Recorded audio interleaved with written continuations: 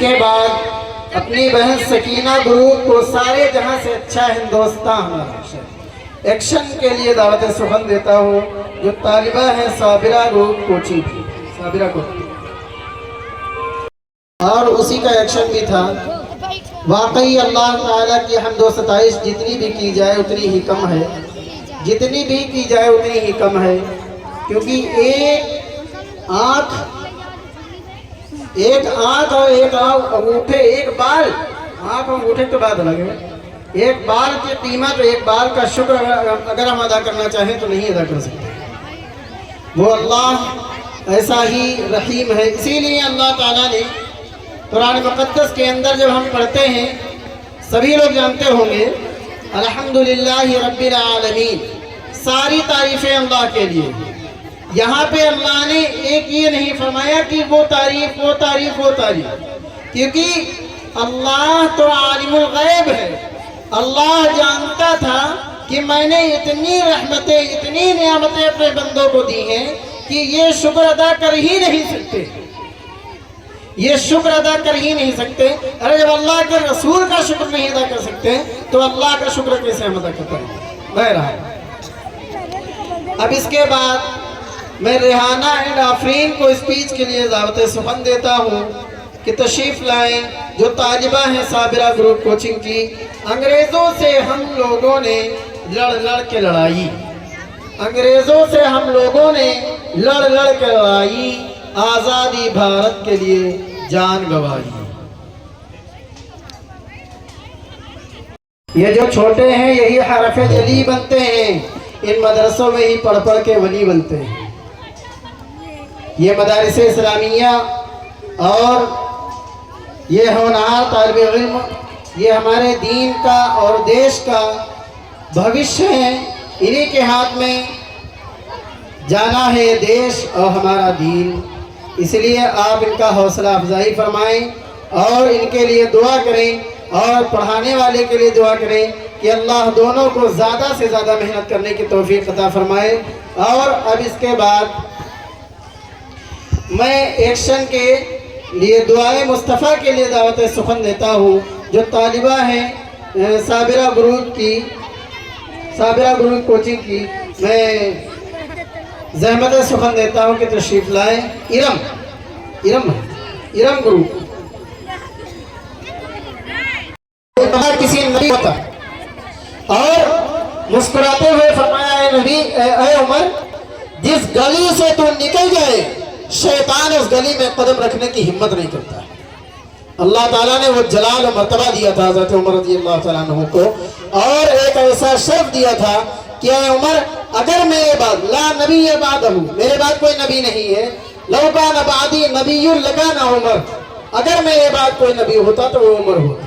यह हज़रत उमर की शान है और बहुत सी किताबों के अंदर हज़रत उमर रज़ियल्लाहु तआला अन्हु की शान अक़दस मिलती है। बहरहाल वो इस वक्त बयान करने का टाइम नहीं है, बच्चों का प्रोग्राम है और आप हजरात बहुत ही खूबसूरत अंदाज में देख रहे हैं। मुझे बहुत अच्छा लग रहा है, यकीनी दिल से बता रहा हूँ, बहुत अच्छा लग रहा है।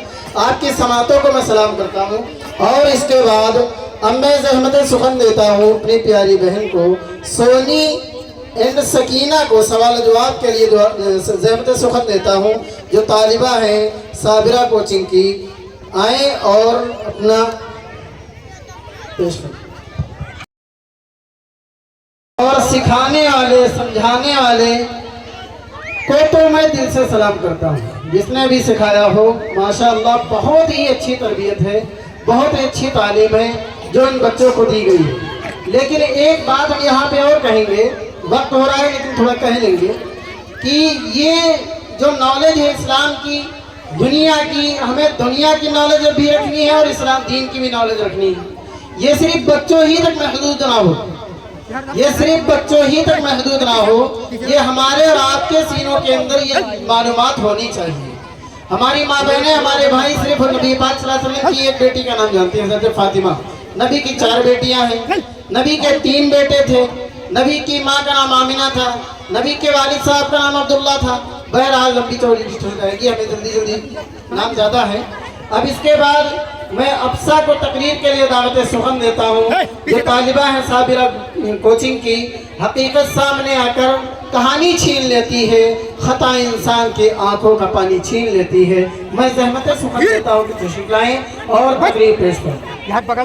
पहले बिस्मिल्लाह कहते हैं, बनाया जिसने आलम को उसे अल्लाह कहते हैं। अब इसके बाद लब्बैक या अक्सा, लब्बैक या मस्जिद अक्सा एक्शन के लिए साबिरा ग्रुप को दावत सुखन देता हूँ, जो कि तालिबा है साबिरा ग्रुप की, साबिरा कोचिंग की। तशरीफ लाएं और लब्बैक या अक्सा एक्शन पेश फरमाएं। जो पैदा होते ही जमीन में गाड़ दी जाती थी, वो अब खुद को जिंदगी देने वाले इस्लाम से आज़ादी चाहती है। आप हजरात को मालूम होगा कि नबी पाक सल्लल्लाहु अलैहि वसल्लम जब इस दुनिया के अंदर तशरीफ नहीं लाए थे, उस वक्त औरतों के साथ क्या जुल्म किया जाता था।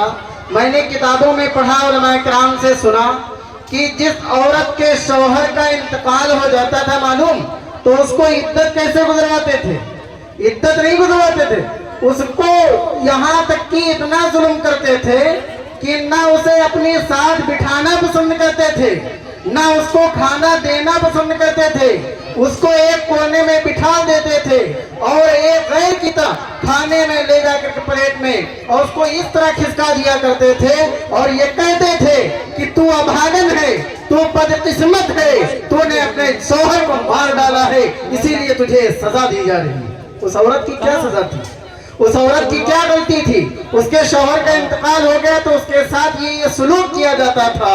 यहाँ तक कि हमने तो ये भी सुना है कि जब उस औरत के शौहर की चिता जलाई जाती थी, तो कहीं ना कहीं उस औरत को उसकी चिता के साथ जलाकर राख कर दिया जाता था जिंदा। यह औरतों का हाल होता था। कब होता था?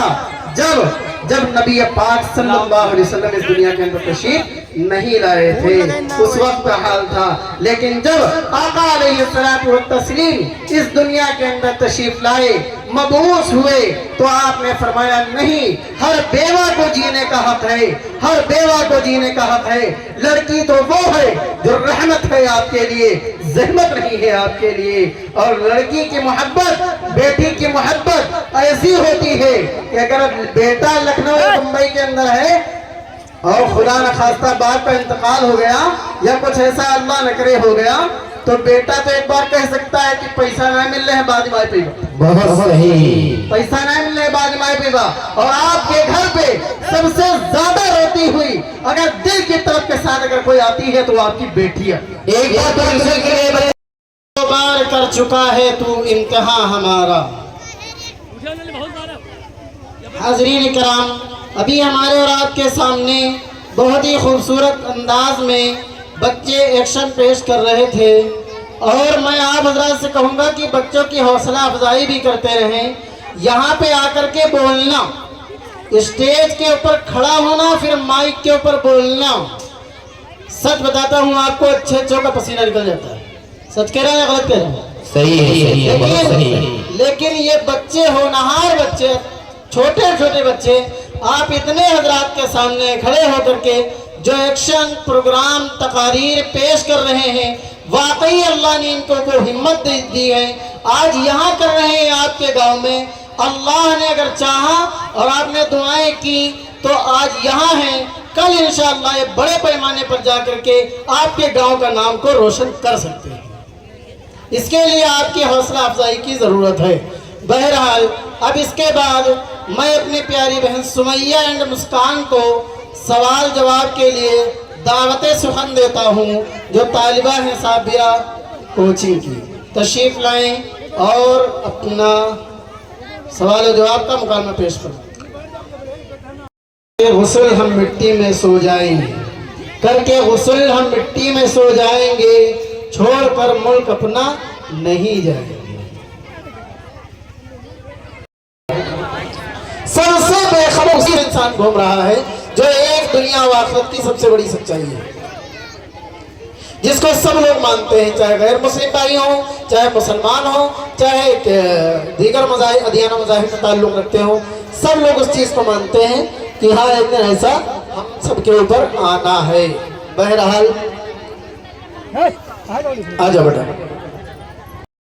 मैं तालीम हासिल करने के लिए जाना चाहता हूँ। गांव के अंदर कोई मदरसा था नहीं बड़ा, तो बगदाद जाकर के वहाँ तालीम हासिल करना चाहता हूँ। तो इनकी अम्मा ने इजाज़त दे दी। बहुत ही नेक और बहुत ही शरीफ और बहुत ही पाकदामन औरत थी। उन्होंने इनको तालीम की जो है इजाज़त दे दी। इन्होंने जाकर वहाँ तालीम हासिल की। और तालीम के साथ साथ एक होती है तरबियत।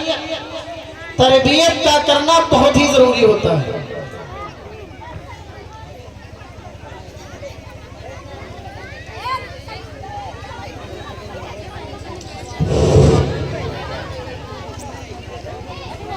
अस्सलाम वालेकुम रहमतुल्लाहि व बरकातहू।